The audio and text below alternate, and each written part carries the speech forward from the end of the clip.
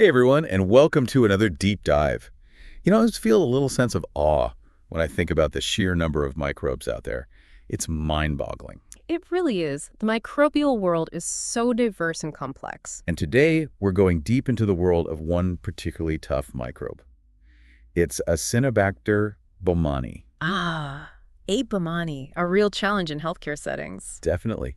We've got some lecture excerpts to guide us, and by the end of this deep dive, we should have a good grasp of its microbiology, its clinical impact, and how to choose the right treatments. Yeah. Sort of like a crash course in superbug survival. Exactly. So let's start with the basics. Why is A. baumannii considered a superbug? What makes it so tricky to treat? Well, for starters, it's incredibly resilient.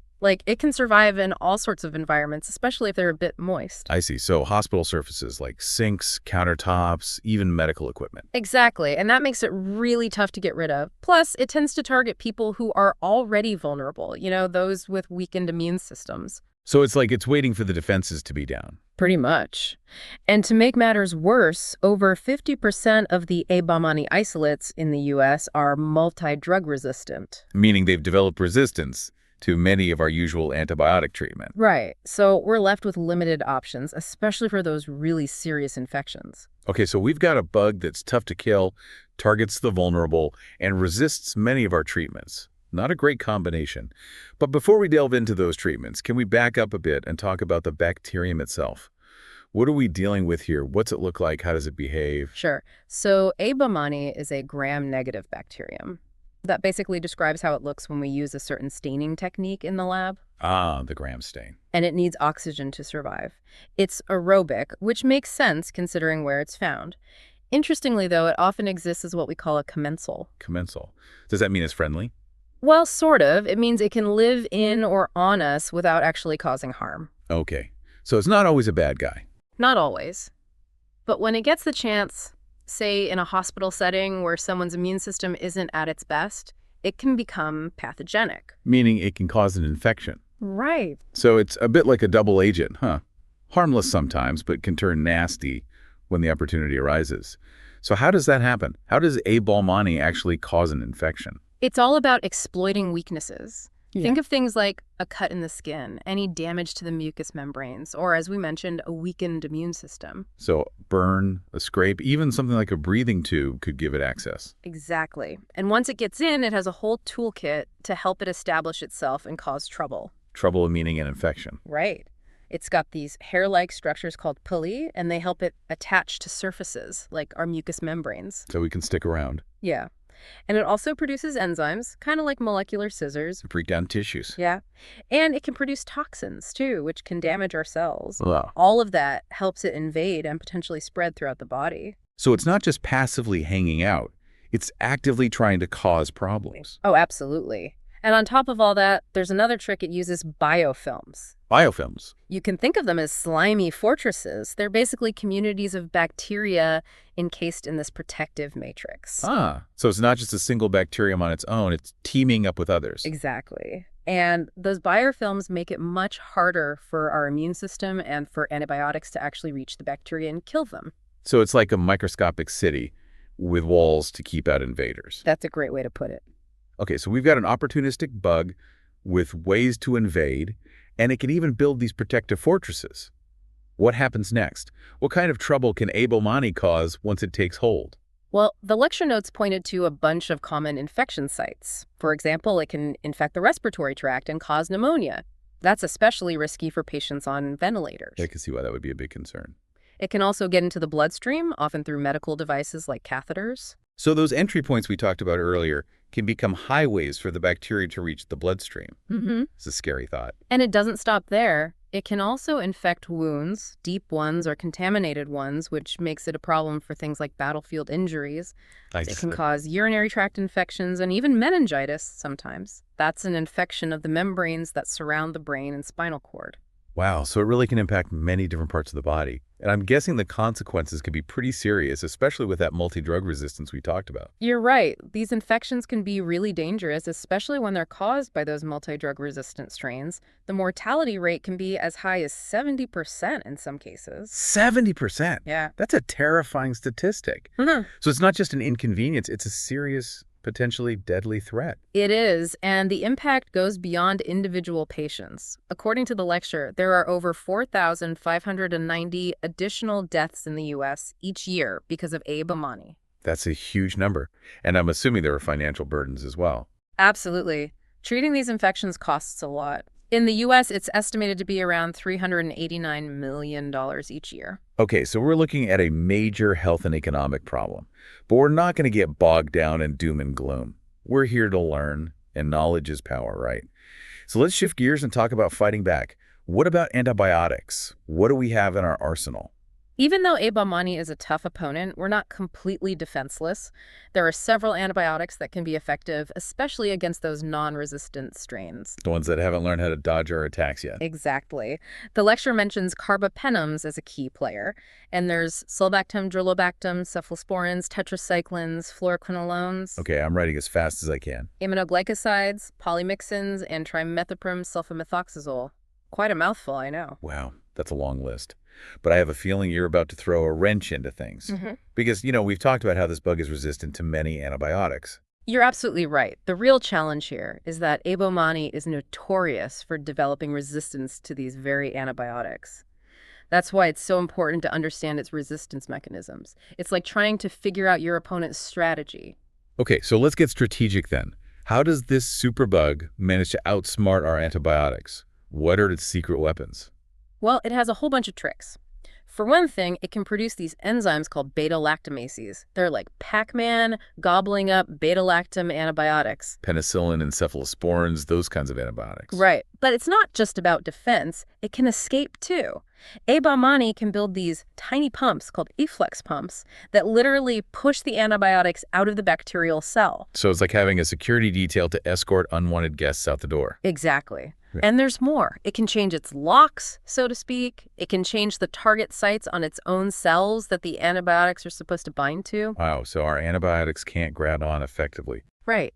And to make things even tougher, it can modify its outer membrane, making it harder for the antibiotics to get inside in the first place, like building a thicker wall around its fortress. This is getting more and more impressive in a scary kind of way. And to top it all off, it just naturally has a low outer membrane permeability, so it's inherently tough for many antibiotics to get in. It's like this bacterium has a multi-layered defense system. No wonder it's earned that superbug title. It's a biological arms race. But before we get too overwhelmed, let's test our understanding. How about a pop quiz? A quiz! Sounds fun. All right, listeners, get ready. Here's a multiple choice question. Which of the following is not a resistance mechanism that A. Baumannii uses? A. Producing beta-lactamase enzymes. B. Developing photosynthetic capabilities. C. Employing Efflux pumps. D. Altering its outer membrane. Take your time, folks. Think back to what we've just discussed. No pressure. All right, time's up. What's the answer? The correct answer is B. Developing photosynthetic capabilities. Photosynthesis is how plants use sunlight to create energy. Right, like with chlorophyll and all that. Bacteria like A. Baumannii don't do that. They have their own ways of getting energy, but trust me, it's not photosynthesis. So all those other options, those are all real and terrifyingly effective ways that A. Baumannii evades our antibiotics. Exactly. It's a reminder of how adaptable and, dare I say, clever this bacterium is. Okay, so we've got a good grasp of how this superbug fights back. But what does that mean for us in the fight against A. Baumannii? If resistance is such a big deal, how do we even begin to treat these infections? Knowledge is our first line of defense. We need to figure out what we're dealing with before we can choose the right weapon. So susceptibility testing is key. Susceptibility testing, meaning we need to test the specific strain of A. Baumannii to see which antibiotics it's actually susceptible to. Precisely. And often, because of this widespread resistance, we have to use combination therapy, especially for those severe infections. Combination therapy. So we're using 2 or more antibiotics that work in different ways to target the bacteria from multiple angles. That's right. But here's the thing. Combination therapy isn't just throwing a bunch of antibiotics at the problem. If the combinations aren't chosen carefully, they can actually fuel more resistance. So it's a balancing act. Powerful combinations to fight the infection, but we have to choose them carefully to avoid making things worse in the long run. Exactly. And to help remember some of the key antibiotics, I came up with a little mnemonic. Cass the knit for Acinetobacter. Oh, I love a good mnemonic. CAS stands. It represents 4 important classes of antibiotics. carbapenems, aminoglycosides, sulbactam, durlobactam, and tetracyclines. Cast the net. I'll definitely remember that one. And what about side effects? Are there any mnemonics for that? Actually, I have one for that too. Cats go numb from the drugs. Cats go numb. I like it. What does CAT stand for? It's for some of the common side effects to watch out for: CNS toxicity, allergy, thrombocytopenia, and seizures. Okay, good to know. So it's not just about knowing which antibiotics to use, but also being aware of the potential downsides. Exactly. Knowledge is power. The more we know, the better equipped we are to make informed decisions. Well, this has been a whirlwind of information, but I feel like we've gained a solid understanding of Acinetobacter baumannii. This superbug is both fascinating and a bit scary. We've learned about its sneaky invasion tactics, its impressive resistance mechanisms, and even some strategies for fighting back. I'm eager to hear more. Me too. There's so much more to explore. It definitely has been a journey into the microscopic world. It really has. So we've talked about antibiotics and combination therapy as ways to fight back, but it sounds like we're kind of facing an uphill battle here with this resistance issue. Is this a war we can even win? That's the big question, isn't it? The rise of antibiotic resistance is a global problem, and there are no easy answers. But I'm not giving up hope. We've got a lot of brilliant people working on this, and I think we can make some serious progress. So it's not a completely hopeless situation. No, not at all. We need a multi-pronged approach, a mix of strategies to really tackle this thing. And I think the first step, and maybe the most important one, is actually changing our own behavior. We need to focus on what's called responsible antibiotic stewardship. Antibiotic stewardship, what exactly does that mean? It's all about using antibiotics wisely, only when they're truly needed. We need to stop thinking of them as a cure for everything. So no more antibiotics for the common cold. Exactly. Antibiotics are meant to fight bacteria, not viruses. And when we overuse them or use them incorrectly, we're basically giving those bacteria a training course in how to become resistant. So we're kind of creating the superbugs ourselves by using antibiotics too much. You got it. We need to educate everyone, both healthcare providers and the public, about using antibiotics responsibly. It's about choosing the right tool for the job and using it the right way. Education is key. The more we understand about antibiotics and how resistance develops, the better choices we can make. And don't forget about the other side of the coin: prevention. We can do a lot to stop these infections from even happening. Prevention. So we're talking about things like washing our hands and keeping surfaces clean. Yes, those basic infection prevention and control measures are incredibly effective, especially in hospitals where Baumannii spreads so easily. Things like hand hygiene, isolating infected patients properly, and making sure medical equipment is sterile. Those are all key steps in breaking that chain of transmission. So it's about being careful, both in healthcare settings and in our daily lives. Wash those hands, everyone. And keep those surfaces clean. Remember, this bug can survive on surfaces for a surprisingly long time. It's like a reminder that we're all connected in this fight. Well said. And speaking of connections, let's not forget about the role of research and development. We need to keep investing in the creation of new antibiotics. So the search for new weapons continues. What's on the horizon? Are there any new antibiotics in development that look promising? There are some exciting things being explored. But developing new antibiotics is a long process, and it's expensive. It's not a quick fix. So in addition to new antibiotics, we're also looking into alternative therapies that might help us get around antibiotic resistance. Alternative therapies? Like what? Well, one really interesting approach is phage therapy. Have you heard of that? Phage therapy. I've heard the term, but I'm not sure what it is. Phages are viruses that specifically target and destroy bacteria. It's like a natural predator-prey relationship.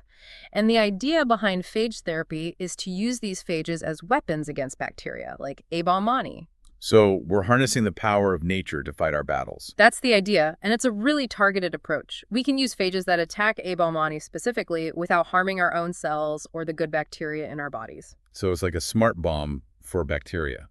Are there any challenges with phage therapy? There are still some hurdles to overcome, mostly things related to production, purification, and getting regulatory approval. But it's a very promising area of research, and it has the potential to completely change how we treat bacterial infections. It sounds like we might be entering a whole new era in how we fight bacterial infections. What other alternative therapies are there? Another interesting avenue is using antimicrobial peptides. These are basically small proteins that have natural antimicrobial properties. They can poke holes in bacterial membranes, making the bacteria leak and die. So it's a completely different way of attacking bacteria compared to traditional antibiotics. Exactly. And because these peptides work differently, they may be effective against bacteria that are resistant to our usual antibiotics. So it's like having a backup weapon, a different way to target those superbugs. Are there challenges with antimicrobial peptides? There are. One challenge is finding a good way to deliver them to the site of infection. And we need to make sure they're stable enough to do their job. But again, this is an active area of research with a lot of potential. Wow. So we're not just stuck with traditional antibiotics. Yeah. We're exploring all these new possibilities, new ways to deal with these bacterial threats. It sounds like the scientific community is really rising to the challenge. Absolutely. There's a lot of amazing work being done, and I'm really optimistic that we'll continue to make progress in the fight against antibiotic resistance. It's so encouraging to hear that we're not giving up, that there's still hope on the horizon. Hope is so important, and I think understanding the problem gives us more hope, too. The more we learn about these superbugs, what they're good at and what they're not good at, the better we'll be at developing effective strategies to fight them. Knowledge really is power, and it's not just about scientists and labs. We all have a part to play in this. You're absolutely right. Every action we take, no matter how small, contributes to the bigger effort. So, what can our listeners do in their everyday lives to help make a difference? I know we've talked about hand washing and using antibiotics responsibly, but are there other things they can do? Those are great starting points. But there's definitely more we can do. Let's break it down into a few key areas. First, I want to emphasize again how important it is to use antibiotics responsibly. Only take antibiotics when a healthcare professional prescribes them and follow their instructions carefully. So, no self-medicating with leftover antibiotics from a previous illness. Definitely not. Each prescription is specific to that infection and to you as an individual. Taking antibiotics the wrong way can contribute to resistance, not just for you, but for other people too. It's like a ripple effect, right? What we do can impact others. Exactly. And don't pressure your doctor to give you antibiotics for viral infections like the common cold or the flu. They just don't work against viruses. Right, like trying to use a hammer to fix a flat tire. It's just the wrong tool for the job. Perfect analogy. Another really important thing is practicing good hygiene. This means washing your hands frequently with soap and water, especially before you handle food, before you eat, after using the restroom, or after being in contact with someone who's sick. Classic advice, but it's so important. It might seem simple, but it's really effective in preventing the spread of germs, including the ones that can cause those antibiotic-resistant infections. So lather up and scrub those germs away. What else can our listeners do? Vaccines. Make sure you're up to date on your recommended vaccinations. They not only protect you, but they also help prevent the spread of diseases, which means fewer people need antibiotics. Vaccinations are such a powerful tool for prevention. It's always better to avoid getting sick in the first place. Totally agree. And if you do get sick, listen to your doctor's recommendations for treatment and rest. Don't try to push through it or self-medicate. That can make your illness last longer and might even lead to complications. Rest is so important for a strong immune system. Exactly. A healthy lifestyle in general can strengthen your immune system and make you less likely to get infections.